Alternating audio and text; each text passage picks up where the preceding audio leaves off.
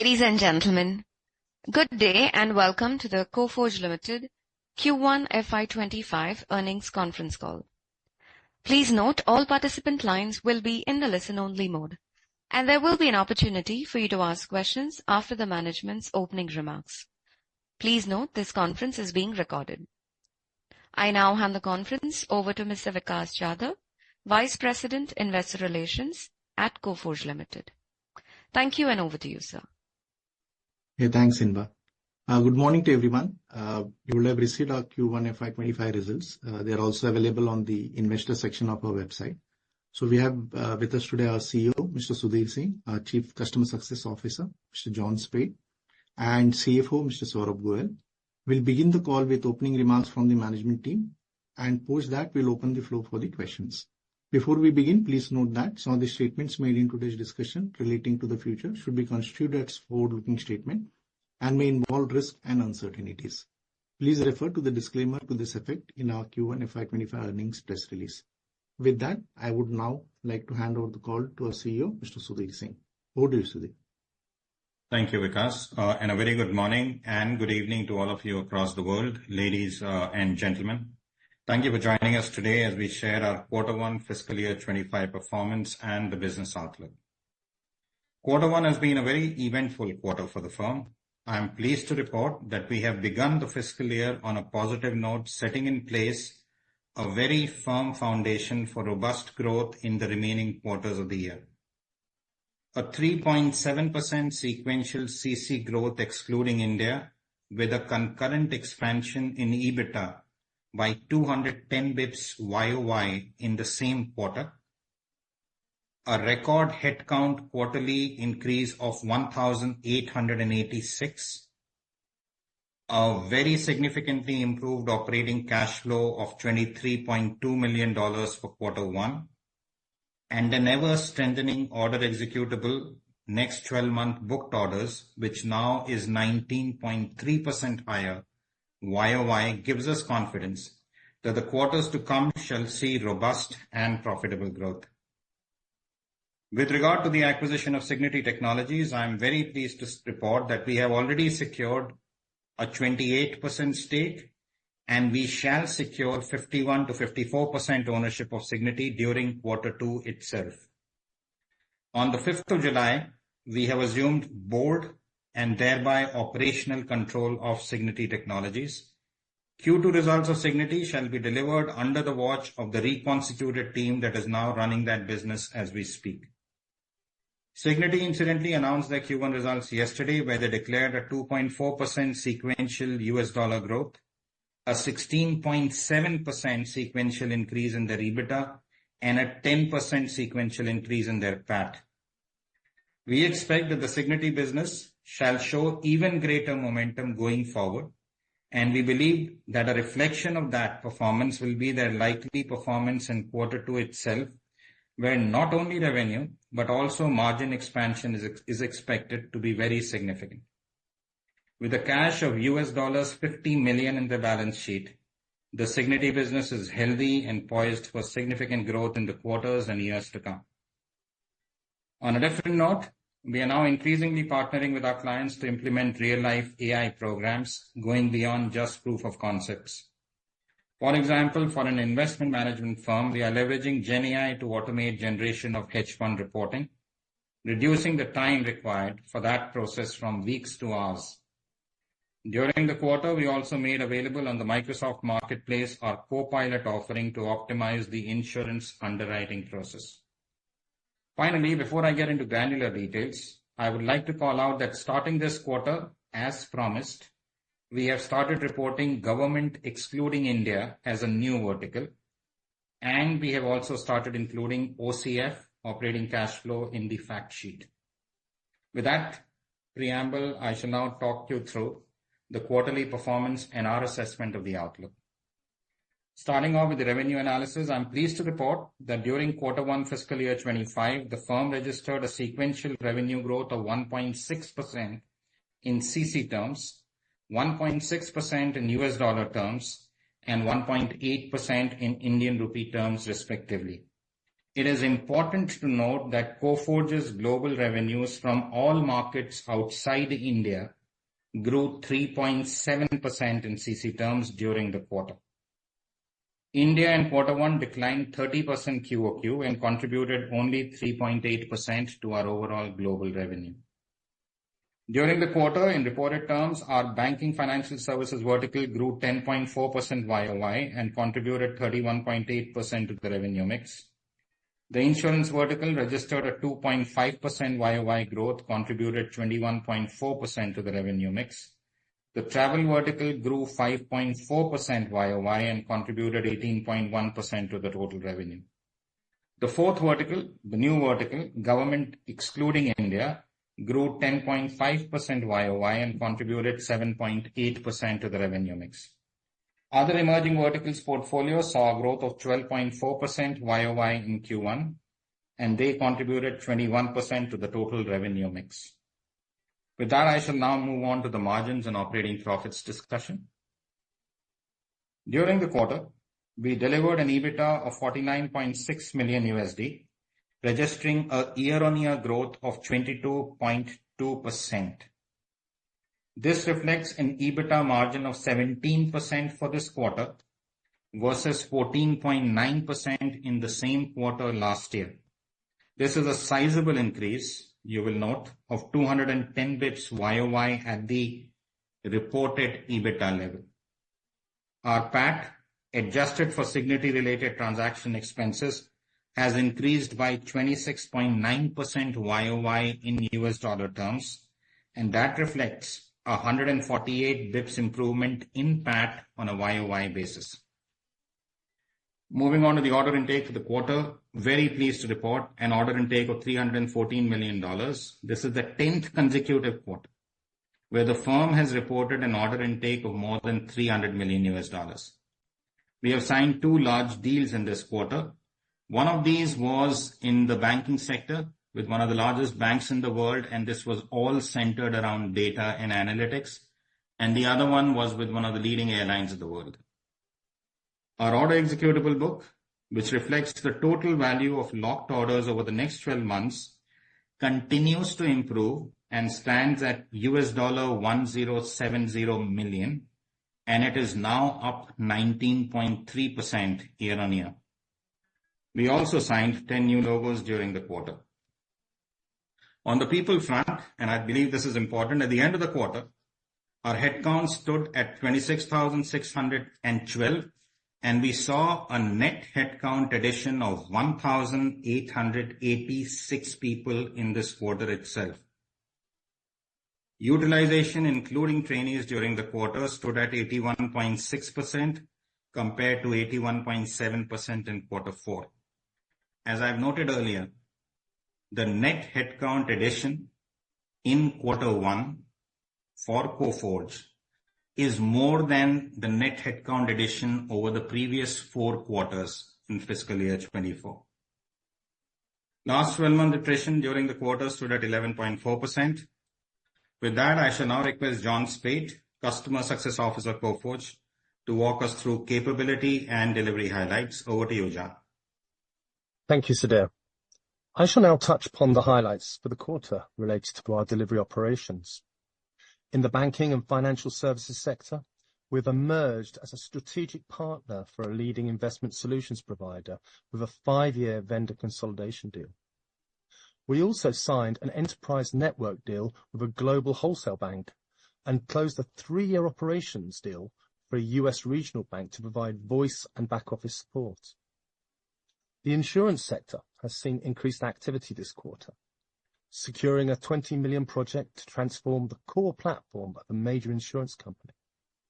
We also signed a multi-year managed service agreement with a leading mutual insurance company, along with a further deal with a prominent specialty insurance provider, strengthening our expertise in supporting insurance growth.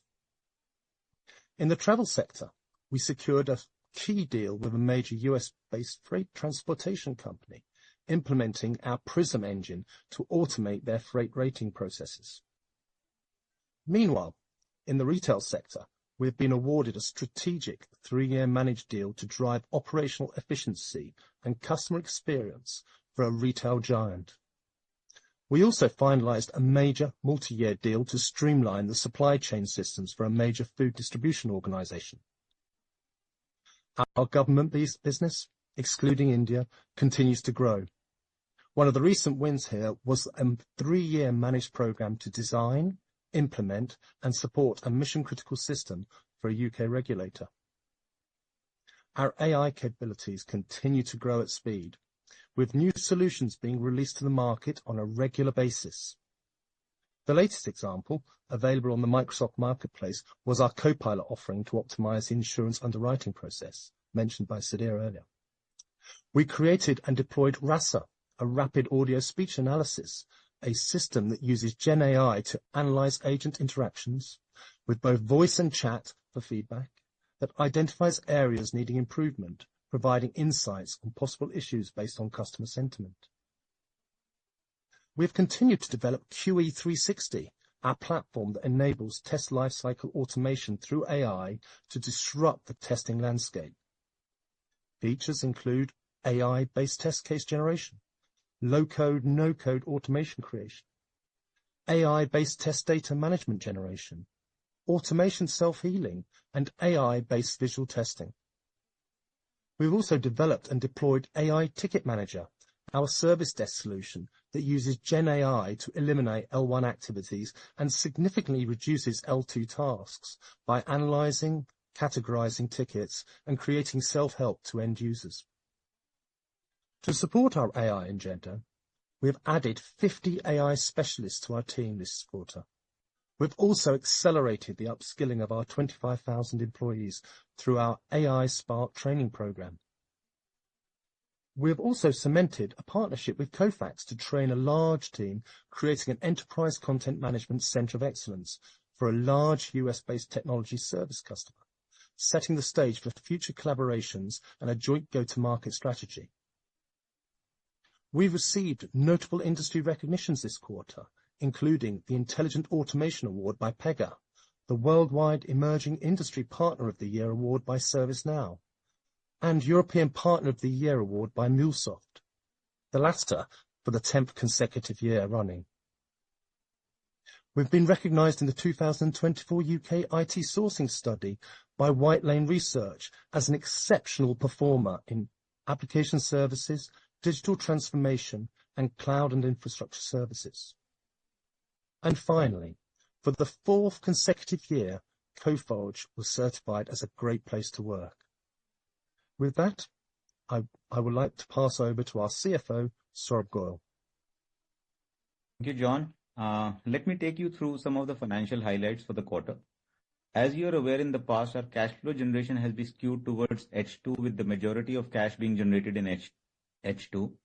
We guided towards normalizing the OCF through the year, with multiple steps taken towards strengthening the balance sheet. Our Q1 FY25 saw a good cash flow generation of $23.2 million versus negative $20.5 million in Q1 FY24. Accordingly, the OCF to EBITDA ratio stood at 47% in Q1 FY25. In Q1, we also repaid the non-convertible bonds of $41 million, which were bearing a high interest cost. This will help in reducing the interest burden from Q2 onwards. We also believe that by end of this fiscal, we should be in a position of being a net cash company.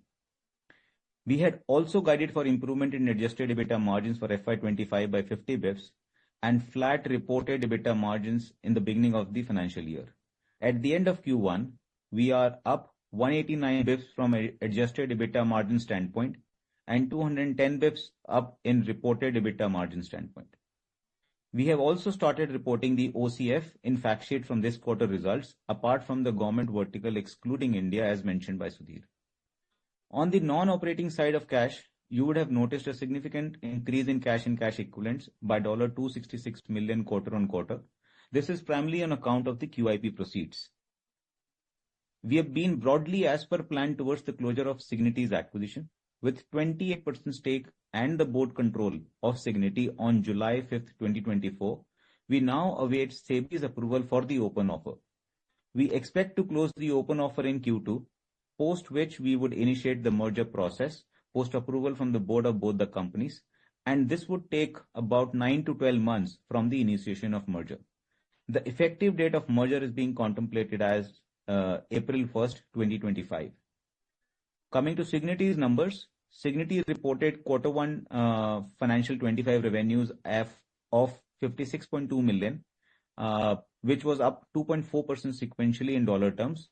Q1 adjusted margin was at 12.6% versus 11% reported in Q4 FY24, an expansion of 160 bips quarter on quarter. Adjusted EBITDA had one-time expense, which included provision on account of receivable towards government incentive of rupees 3,004 million, TDS on ESOPs for prior years amounting to rupees 55 million, and long-term service bonus to few employees of rupees 35 million. PAT, adjusted for one-time transactional expenses, stood at $4.9 million versus $4.4 million in Q4. Cash and cash equivalents for the quarter stood at $51.7 million. Coforge will consolidate financials of Signity from Q2 onwards. With that, I will hand over the call back to Sudhir for his comments on outlook. Thank you, Saurabh. A 3.7% sequential CC growth, excluding India, with a concurrent expansion in EBITDA by 210 bips year on year in the same quarter, which was Q1. A record headcount quarterly growth of 1,886. A very significantly improved operating cash flow of 23.2 million that Saurabh talked about. And an ever-strengthening order executable, which now is 19.3% higher YOY, gives us confidence that the quarters to come shall see robust and profitable growth. On the margin front, we believe that by the end of the first half of the year, we shall be operating at a 50 bips higher margin than the first half of last year, and that shall set us up firmly on the path to meeting our guidance of a 50 bips adjusted EBITDA expansion in this fiscal over last year. With the Signity business leadership now operating under our operational control, and with all due diligence behind us, we remain committed to delivering robust growth across both organizations, both in the short and the long term. With that, ladies, gentlemen, I conclude my prepared remarks, and I look forward to hearing your comments and addressing your questions. Thank you. Thank you very much, sir. Ladies and gentlemen, we will now begin the question and answer session. Anyone who wishes to ask a question may click on the raise hand icon from the participant tab on your screen.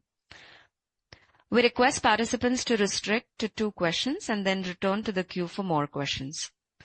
To rejoin the queue, you may click raise hand icon again. We will wait for a moment while the question queue assembles. The first question is from the line of Kawaljeet Saluja from Kotak Securities. Please go ahead. Sir Saluja?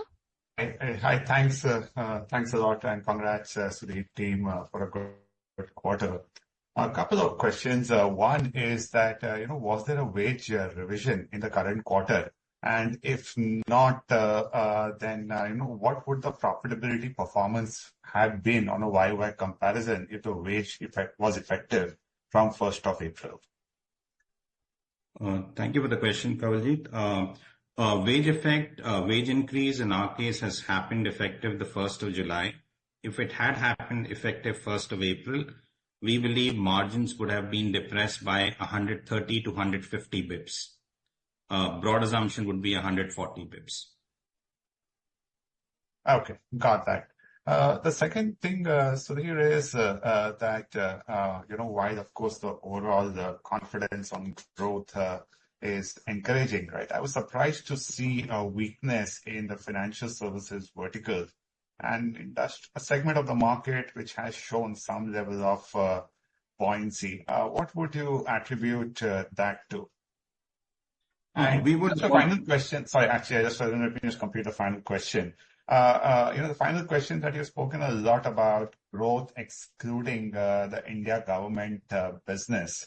Isn't that an annual seasonal factor wherein, the fourth quarter the government business picks up and, there's a decline in 1Q? So should you basically really look at performance excluding the India government business, from a 1Q standpoint? Yeah, those are my questions. Thanks. Sure. Let me take both the questions in order, Kawaljeet.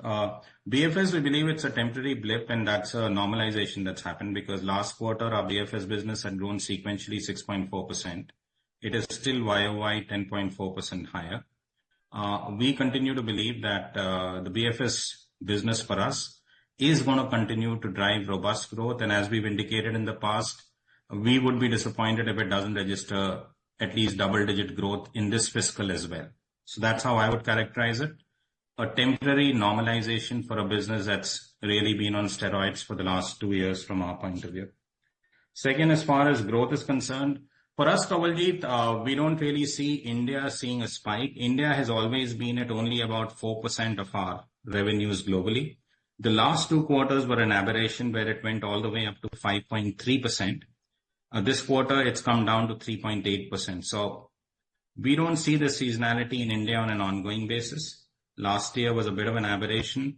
Where we are right now, 3.8, we would expect India to continue to operate at 4 to 4.5% only going forward as well. Okay. Just final question, Sudhir, thanks a lot for that. When you think about where you were 3 months back versus where you're sitting today, do you see a marked difference in your growth outlook? And if yes, can you just walk us through what has changed in the last 3 months for that higher confidence in growth?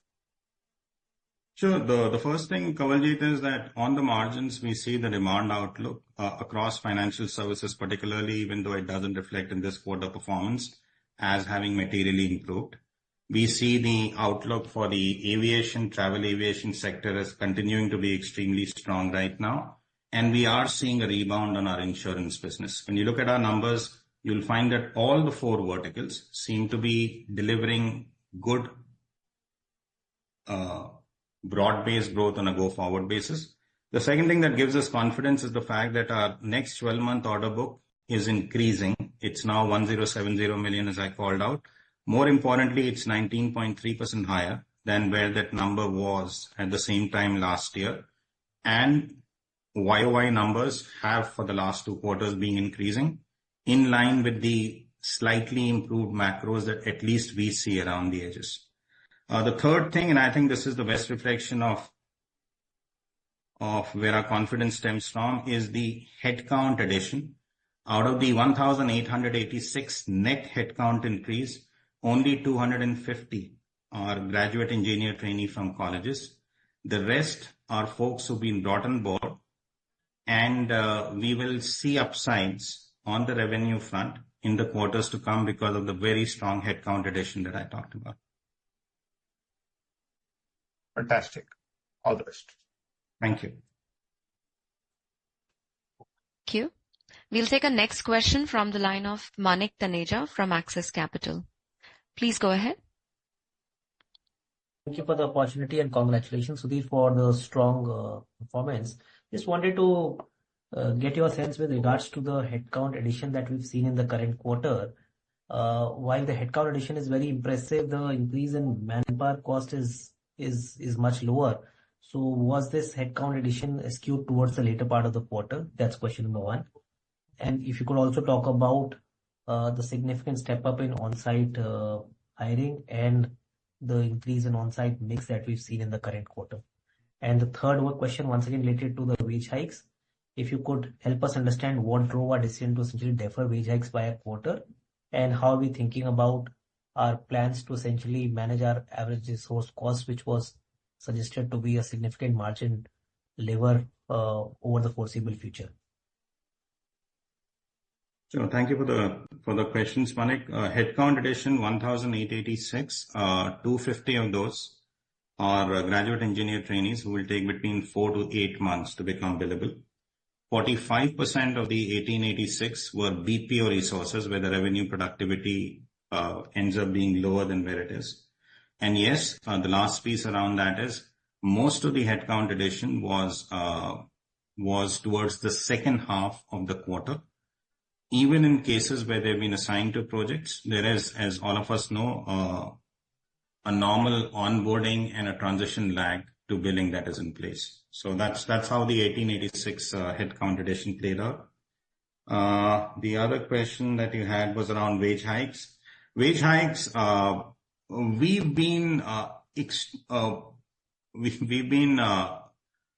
extremely fair with the employees over the years. Last year, we were possibly the only firm that did do a wage hike on the 1st of April and did a very material wage hike, which was reflected in the margin impact in Q1 last year.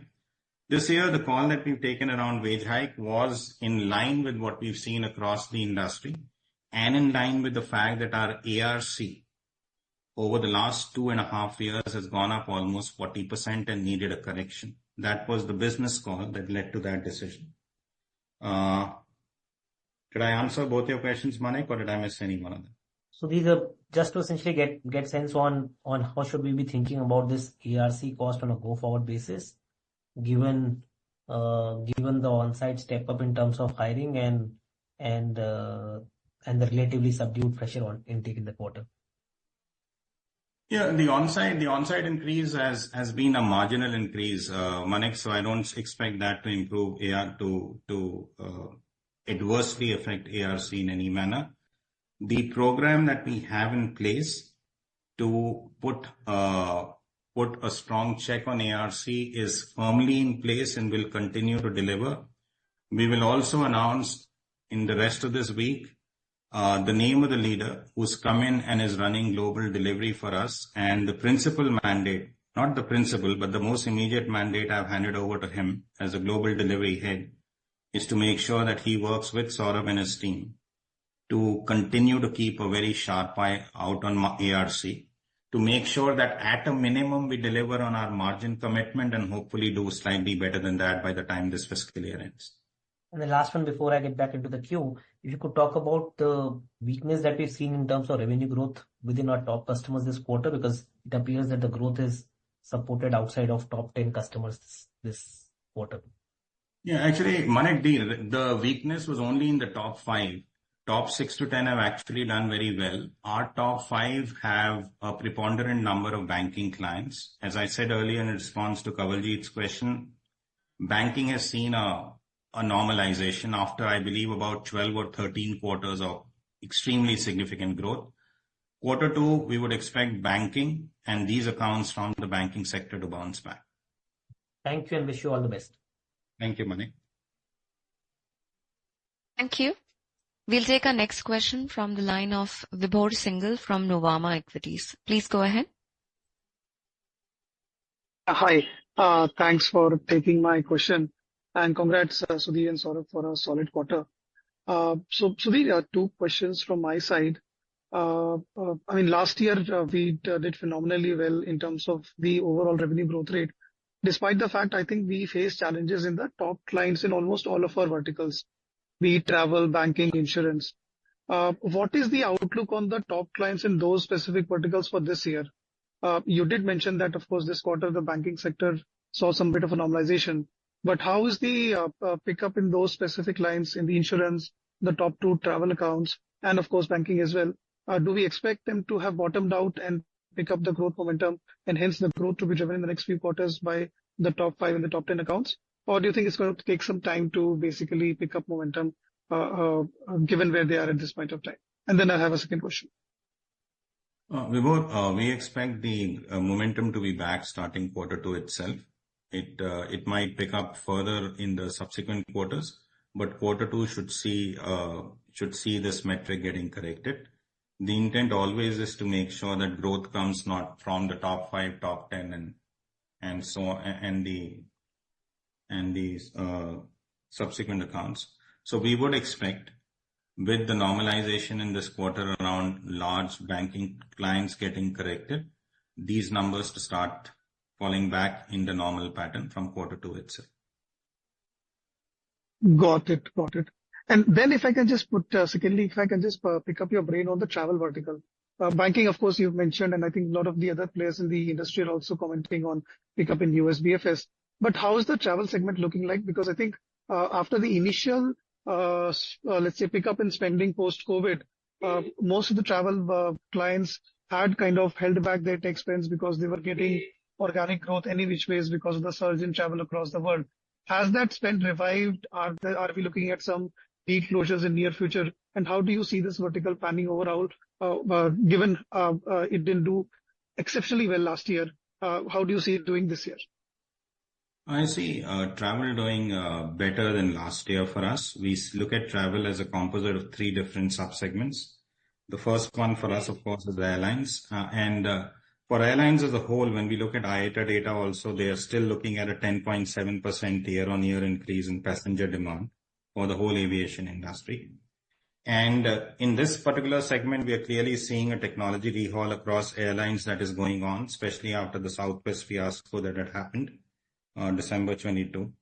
And we continue to see both big data and biometrics, again, being areas where there's significant demand coming in. Interestingly, I do want to point out, Vibhor, that now we work with 5 out of the top 10 airlines in the world. So this sector, to that extent, the fact that it's seeing a 10.7% YOY increase in passenger demand as per IATA, the outlook is good and we feel good about it. The second sector that we operate in is hospitality, and that is continuing to thrive with the increase in demand that we've seen, leading to implementation of solutions that are supporting frictionless stays. And there's a lot of AI-driven personalization also we are seeing. The third subsegment is logistics. And in that subsegment, we anticipate no growth in 2024. And the focus there remains on supply chain resilience more than anything else, and on cost containment through AI and automation. John, would you like to add something else to this? Right, just get myself off mute. Not too much, Sudhir. I think you covered most things well there. I think in the hospitality side and airports, I think we will continue to see significant growth. And obviously, there's quite a lot of work we're seeing coming up on the legacy modernization and transformation. Obviously, a lot of it being driven by AI and the way it's been now used to fast track the migrations. But I do see that growth continuing, so certainly in the markets I'm working in. Sure. That was really helpful. Sudhir, if I could just dwell a bit further on this. Sorry to harp on it, but it's a very interesting conversation that I think we'll be having on that front. I think a couple of industry experts have kind of hinted that specifically in the airline industry, the kind of passenger traffic growth that we are seeing, of course, that is leading to very good cash flows for the airlines, which should eventually turn out into high tech spends. But given the already level of automation, I mean, the contactless baggage check-in and all those things that the airlines have done, the scope, let's say, or the intent of further, let's say, improvement or tech spends had basically temporarily, if I may say, come down for the airlines. Would you agree with that? Did we also see that to some extent last year? And do you see that changing a lot, or do you think it's not the case, and the tech spend and the intent of higher tech spend continues in the airlines?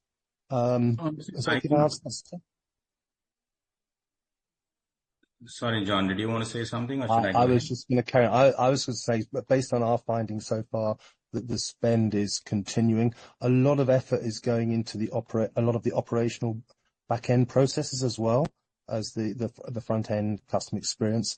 Also, there is increasing amount of work going on the e-commerce, the loyalty schemes as well, surrounding the core airline businesses. Also, if I may, you're absolutely right, John. And if I can also give you some anecdotal references there, Vibhor. We work with the 2 largest GDSs in the world. We also work with possibly one of the oldest PSS and border management services organizations in the world. I know John would have gone and met them, but I met the CTO of one of the GDSs and the CEO of the other firm that I talked about. And in both instances, this could be specific to these organizations. The outlook, as they see it, around their tech spend remains resilient. Got it. Thank you so much for taking my questions. If I can just squeeze one question for Saurabh.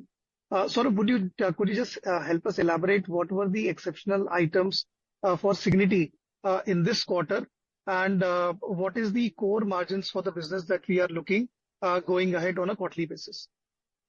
Vibhor, in the current quarter, so there were 3 line items wherein the exceptional expenses came in, and one of that was already part of the contingent liability that they reported. So it was a government incentive around SEIS, and it was 3,004 million rupees. So that was one. And then the other one was TDS on ESOP expenses pertaining to prior period of 2017-18, wherein there was some demand that came in the current quarter. Again, it was a known issue, but long pertaining issue, and it has been settled, which is 55 million rupees. And then in previous quarter in Q4, there was long service bonus that was given to employees. A couple of employees were left out, few of them, and they've also been given that long service bonus in the current quarter, and hence it's close to 35 million rupees. Now, putting all of this together, right now the adjusted EBITDA margin for the quarter was 12.6%. The wage hikes for larger part of the delivery organization up to band 4 has already been given, and we are looking at substantial margin expansion in quarters to come. I think between quarter 2 to quarter 4, we are looking at 16% plus EBITDA margin going forward. And you're not expecting any more exceptional items, I would say. We are not expecting any more exceptional items which will impact consolidation, because there are certain settlements that have to happen, but that will be taken care as part of PPA already. So it will not impact consolidation. So whatever has already been baked in PPA, even this SEIS was part of my PPA, but because this came in and got settled in quarter 1 itself, and hence we took a hit and it will get adjusted in PPA now. Got it. Thank you so much for taking my questions. I know I overshot my time, but thank you so much for answering my questions, and wish you all the best. Thank you. Our next question is from the line of Dipesh Mehta from Emkay Global. Please go ahead. Thanks for the opportunity. 2 questions. First, about the margin. Can you help us understand margin decline quarter-on-quarter? What factors led to margin decline? Because wage hike was not there, and rest of the metrics seems to be fairly stable. So if you can help us understand what factor led to UK weakness in margin. Second question is about insurance. I think you indicated about recovery in insurance, and we are, I think, hearing for some time. But if I look underlying growth momentum perspective, it is not showing any material change. So if you can give some comment around, even deal intake wise, we have seen some momentum in the prior quarters. So if you can give what is working in insurance and what is yet not played out, so that gives some sense about how to expect trajectory of growth. Thank you. Saurabh, can you take margins and then I'll take insurance? Yeah. So, Dipesh, a couple of things. One, we book the visa cost in quarter 1 of every financial year. So every financial year, you will see that we would have a margin dip of roughly 350 bips between Q4 and Q1. 200 to 250, 220 to 250 would be on account of wage hikes, and 100 bips would be on account of visa cost and plus some renewals that will happen on Microsoft licenses, true ups, and all of those. So in the current quarter, we didn't have wage hikes.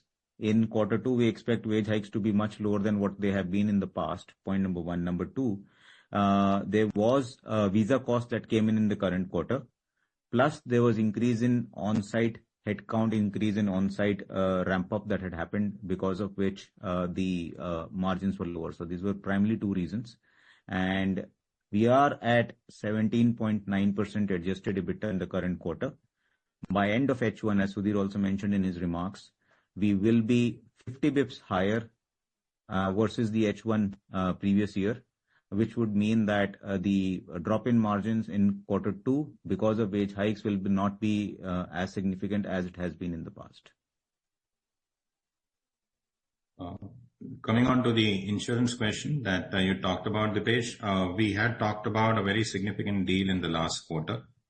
The ramp-up of the deal has proceeded. It's been one of the largest ramp-ups that we've seen in insurance for a while. At the current point in time, insurance YOY growth for the firm is 2.5%. We believe if current projections hold at the end of Q2, that number should be up materially.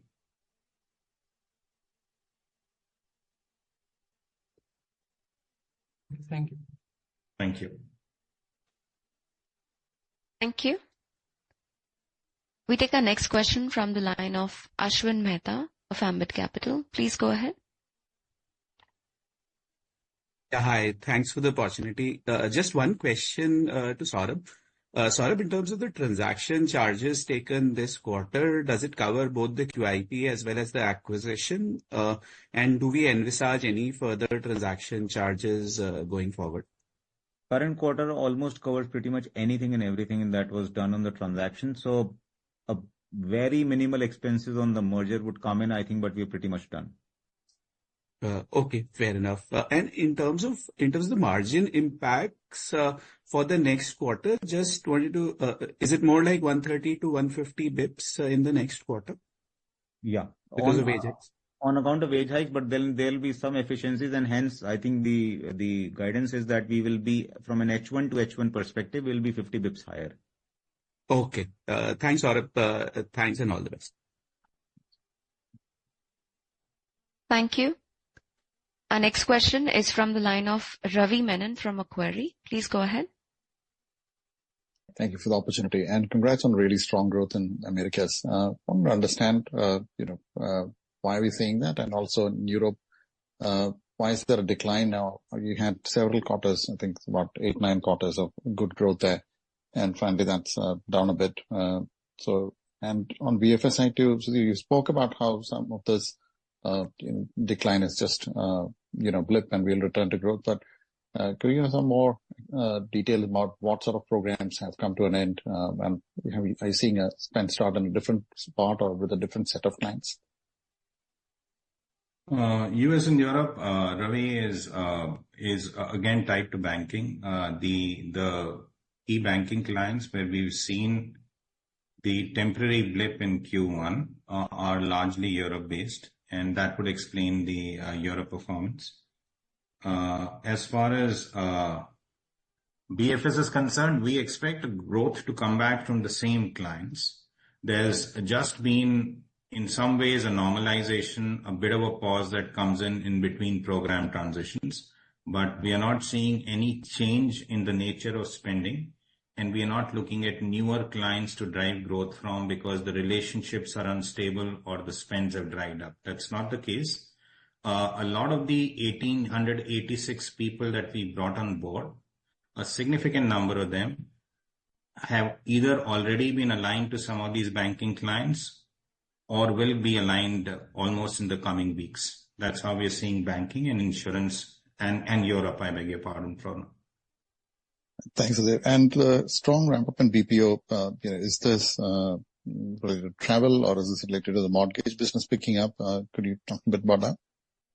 It's right across, Ravi. The SLK acquisition that we had done 3 years back in order to set up a BPO business, it's now 3 years, and the cross-sell has proven to be very effective. Growth, interestingly, in this quarter came from a retail client, which is one of the emerging verticals that we talk about in the BPO space. When we acquired that asset, it was an asset focused on doing process services for banking, but we've been able to radiate very successfully into insurance, into travel, and now into retail.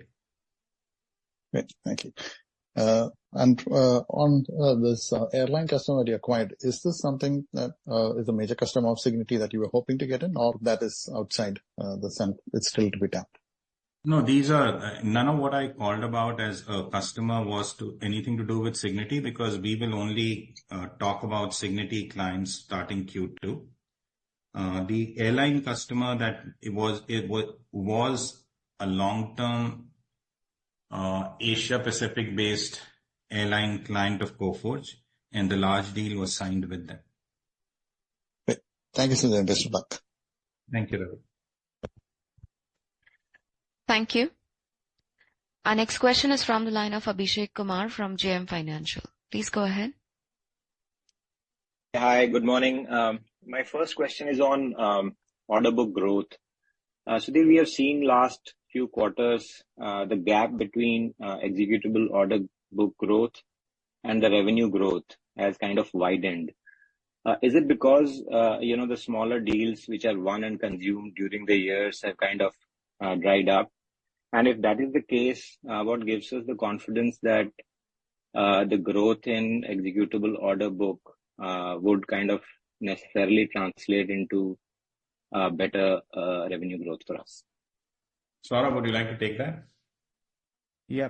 So Abhishek, point number one, the growth in executable order book is in line with the kind of deals that we are seeing, and at least when we look at this number and we compare it to the billing or the revenue recognition that happens from this order book over next few quarters, it has been in line, and we haven't seen any leakage or shrinkage on this number.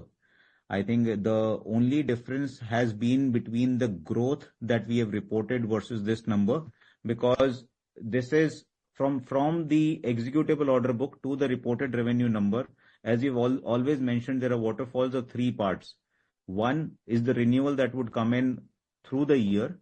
Second part is the existing accounts wherein we will sell new opportunities and new business.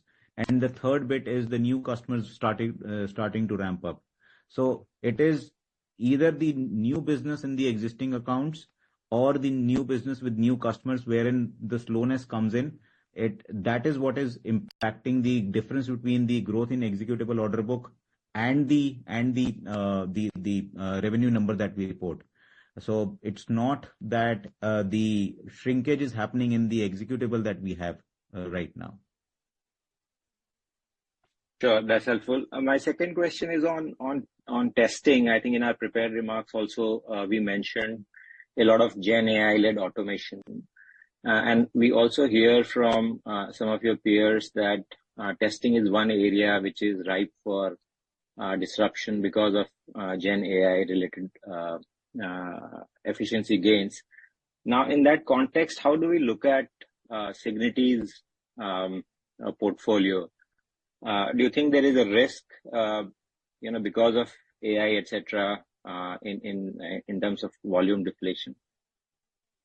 Yeah, I think we've answered this question repeatedly over the last 3 months since we announced the acquisition. We clearly don't see a risk, and the proof lies in the pudding and in the numbers. We've shared Q1 numbers. We've given you, I think we've been very, very clear that the fact that this asset under our watch has been acquired not for testing revenues or testing expertise, where we already had a $100 million service line, but for helping set up a healthcare, a retail, and a high-tech vertical. That plan is absolutely on track. We believe, and we say this emphatically, that Coforge will be one of the fastest growing firms, but Cignity will grow faster in the quarters and possibly the next few years than even Coforge. So yes, if it is functional testing, clearly Gen AI is going to come, disrupt, and take away revenues. But there are also opportunities around testing in an AI-infused environment that we see. In any event, we haven't done the acquisition because we wanted testing expertise. We didn't, and we don't. We have done it to stand 3 new verticals.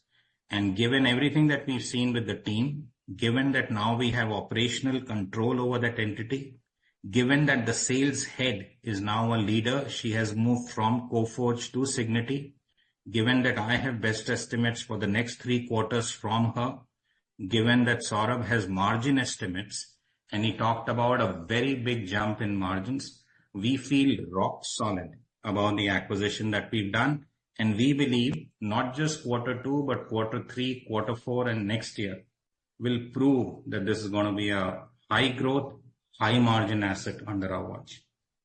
Saurabh, would you like to add something to it? Or John, would you like to add anything to it?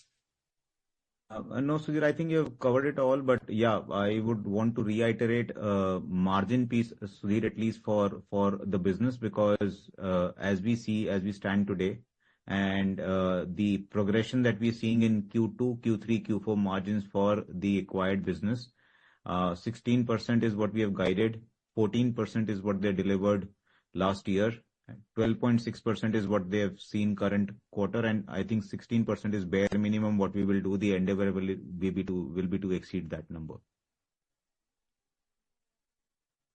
That's very helpful. Thank you and good luck. Thank you, Abhishek. Thank you.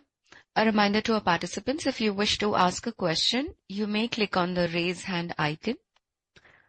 We'll take our next question from the line of Ashish Das from Mirae Asset Capital. Please go ahead. Hi, thanks for the opportunity. Saurabh, I have a question for you.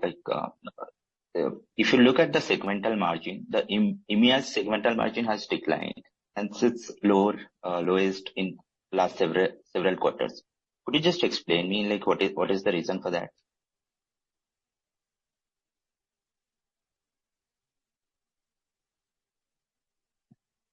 Yeah. So segmental margins, number one, also has the cost on account of transaction related expenses which have got allocated to them. So if you compare margins, segmental margins versus previous quarters, so all that cost has got allocated when we arrived at segmental margins. So that's point number one. So it won't be an apple to apple comparison.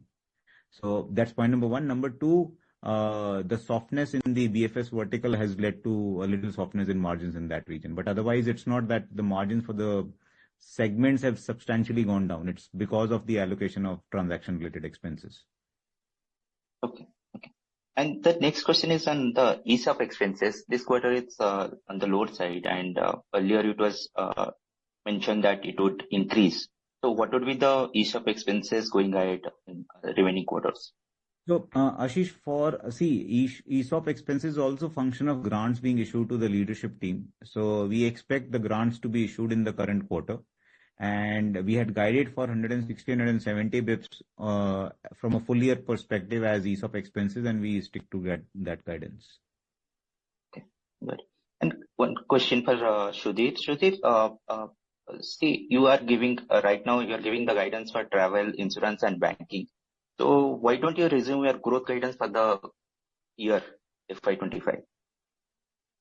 No, Ashish, we've taken a very conscious call. We have not given a guidance for this year, and we will not be giving a guidance going forward as well. And there is no other mid-cap firm in our industry that gives a guidance, and we are aligning with that process. Okay. Thank you so much. All the best. Thank you. Thank you. Our next question is from the line of Debashish Majumdar from Swan Investments. Please go ahead. Hey guys, good morning. Hi Sudhir, Saurabh, good set of numbers.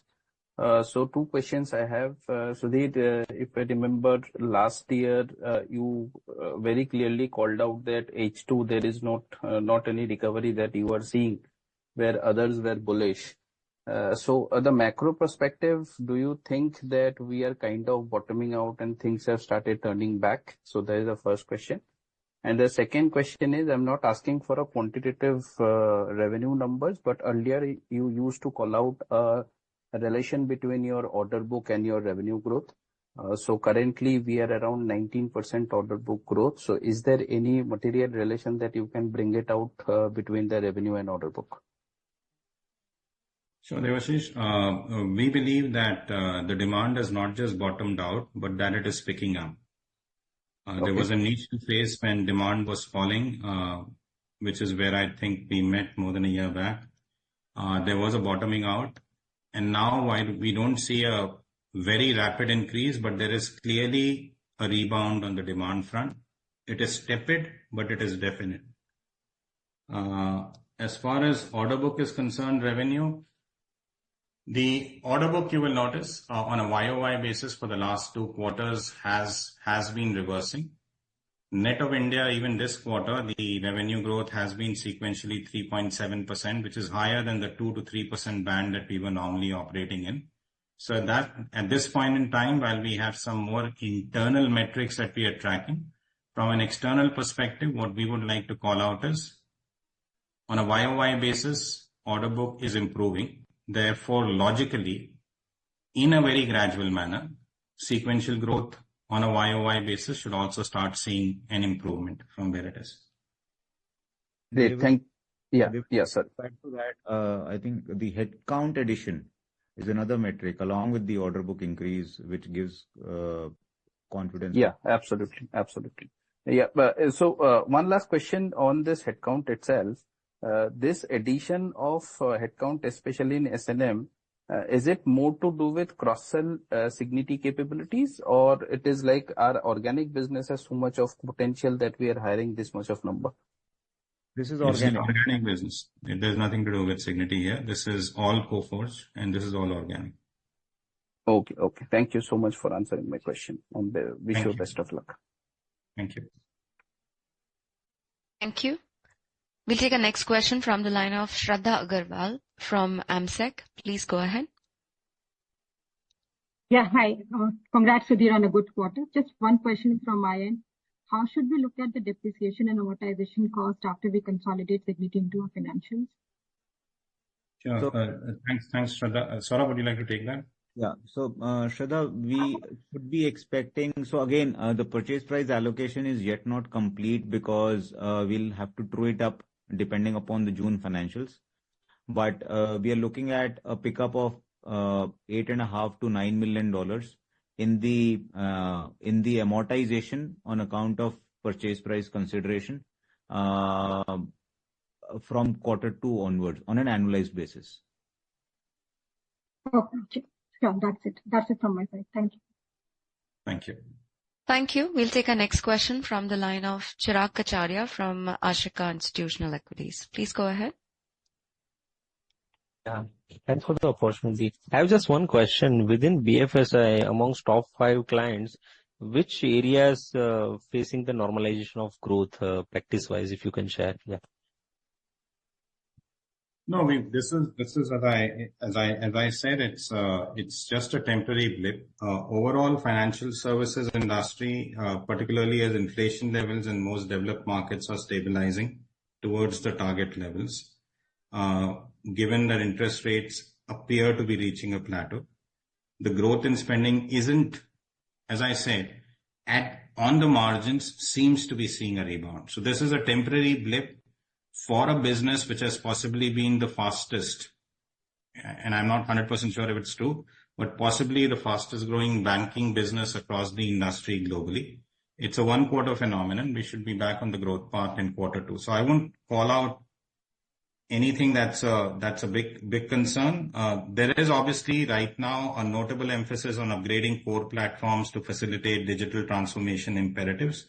There are funds that are flowing in there. Retail corporate banking in trend in the focus on enriching digital channels. So there is funds coming in there as well. But overall, just a temporary blip as we called out earlier. Okay, thanks. All the very best. Thank you. Thank you. That was the last question. I now hand over to Mr. Sudhir Singh, CEO of Coforge Ltd, for closing comments. Ladies, gentlemen, thank you very, very much for your time and for your interest. As always, these were incisive, probing questions that also educate us around the nuances around our business, and we really appreciate your time around this. We look forward to seeing you 3 months from now in the next quarterly call. Stay safe, and thank you once again. Thank you, members of the management. Ladies and gentlemen, on behalf of Coforge Ltd, that concludes today's conference. Thank you for joining us. You may now click on the leave icon to exit the meeting. Thank you for your participation.